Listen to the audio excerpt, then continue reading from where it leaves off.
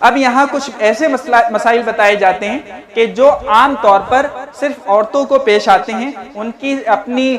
جو اللہ تعالیٰ نے جس طرح سے انہیں بنایا ہے اس کی بنا پر۔ اس میں سے سب سے پہلا مسئلہ یہ ہے کہ جو ان کو پیریڈز آتے ہیں، یعنی ناپاکی کے جو دن ہوتے ہیں، تو ان میں وہ روزہ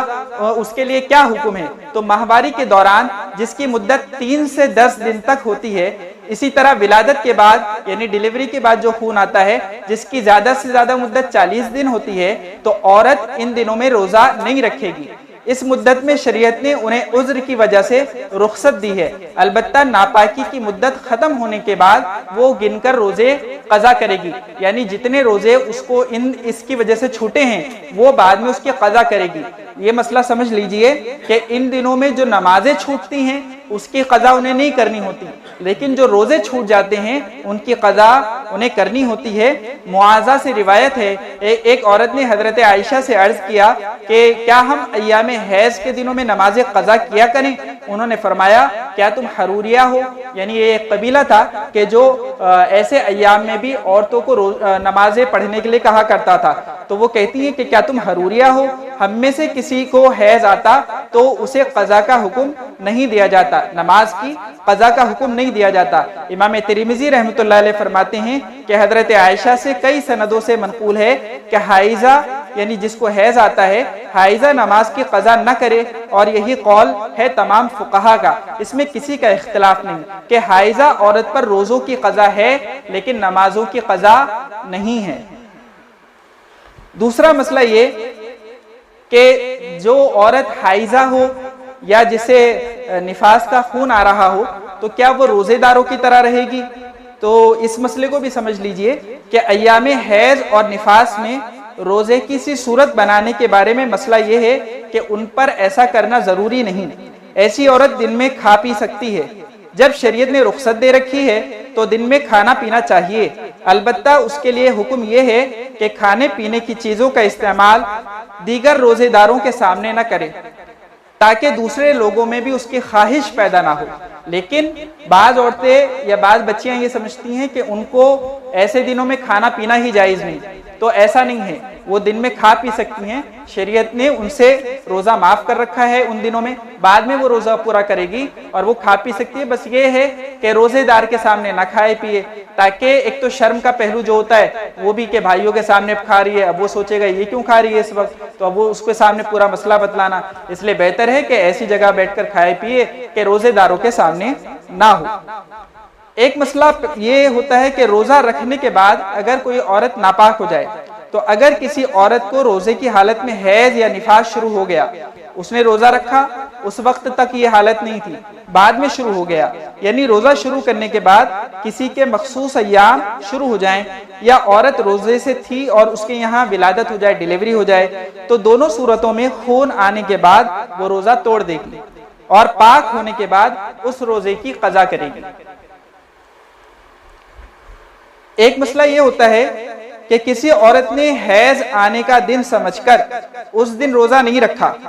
یعنی روزے کی نیت نہیں کی اور صبح سے کھاتی پیتی رہی، اس صورت میں صرف قضا واجب ہوگی، بعد میں کفارہ واجب نہیں ہوگا۔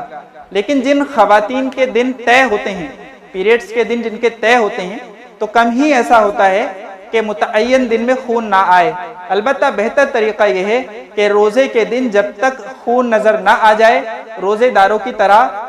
کھانے پینے سے رکی رہے، تاکہ اگر خون نہیں آیا تو روزہ پورا کر لے۔ ایک مسئلہ یہ پیش آتا ہے کہ صبح صادق سے پہلے اگر عورت پاک ہوئی تو اس کا کیا حکم ہے؟ تو دیکھیے، صبح صادق کے بعد حیض یا نفاس کا خون بند ہوا تو عورت اس دن روزہ نہیں رکھے گی، یہ تو صاف ہے، بعد میں اس دن کی قضا کرے گی۔ لیکن اگر صبح صادق سے پہلے خون بند ہو گیا تھا تو اب اس صورت میں یہ دیکھا جائے گا کہ کتنا وقت آنے کے بعد خون بند ہوا تھا۔ اگر اس کی مدت پوری ہو گئی تھی کہ جتنے وقت تک اس کو خون آتا ہے، تو صبح صادق سے اتنی مدت پوری ہونے کے بعد صبح صادق سے پہلے خون بند ہو گیا تھا، یا ولادت کے بعد یعنی ڈیلیوری کے بعد 40 دن پورے ہو گئے تھے اور صبح صادق سے پہلے وہ پاک ہو گئی تھی، چاہے ابھی تک اس نے غسل نہیں کیا، تو اگر یہ صبح صادق سے پہلے پہلے کا معاملہ ہے تو اب یہاں اس پر عشاء کی نماز بھی واجب ہوگی، کیونکہ اس کے پاس عشاء کی نماز کا وقت رہا، کیونکہ صبح صادق سے پہلے وہ فارغ ہو گئی، پاک ہو گئی، تو اس پر عشاء کی نماز بھی وہ قضا کرے گی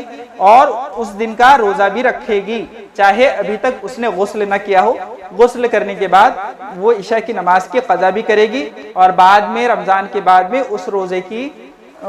نہیں، اسی دن وہ روزہ بھی رکھے گی اور عشاء کی نماز کی قضا کرے گی۔ اب یہ کہ جس دن حیض و نفاس سے پاک ہو اس دن کیا کرے؟ تو کوئی عورت دن کے پہلے حصے میں پاک ہو گئی، یعنی صبح صادق کے وقت وہ پاک نہیں تھی، جب روزہ شروع ہوتا ہے اس وقت تک وہ پاک نہیں ہوئی تھی، اس کے بعد کسی حصے میں پاک ہو گئی، تو باقی حصے میں وہ کھانے پینے سے احتیاط کرے گی، اب اس دن وہ نہیں کھائے گی، اور ایسا کرنا اس کے اوپر واجب ہے۔ یعنی اگر دن کے کسی حصے میں مسافر گھر آ جائے یا ایسی عورت پاک ہو جائے یا جو بھی روزے کا اہل ہو جائے اور دن کے شروع حصے میں وہ ایسا نہیں تھا، تو اس پر رکے رہنا کھانے پینے سے یہ واجب ہے۔ ایک مسئلہ ہوتا ہے کہ ایک عورت ہے، اس کے دن طے ہیں لیکن ان دنوں سے زیادہ اسے خون آ رہا ہے، تو اسے کہتے ہیں مستحاضہ، یعنی حیض اور نفاس کی اکثر مدت گزر جانے کے بعد بھی خون آئے۔ اسی طرح عادت والی عورتوں کو عادت سے زیادہ دنوں تک خون آئے تو ایسی عورت کو استحاضہ کا خون آنے کے باوجود روزہ رکھنا ہوگا، یعنی جب ان کے دن پورے ہو چکے ہیں اس کے بعد بھی انہیں خون آ رہا ہے تو اب ان سے روزہ معاف نہیں، خون آنے کے باوجود انہیں روزہ رکھنا ہوگا۔ اس کا حکم ایسے ہی ہے کہ جیسے کہ کسی کی نکسیر پھوٹ جائے تو اس میں خون آتا ہے، تو ایسے ہی ان عورتوں کا حکم ہے۔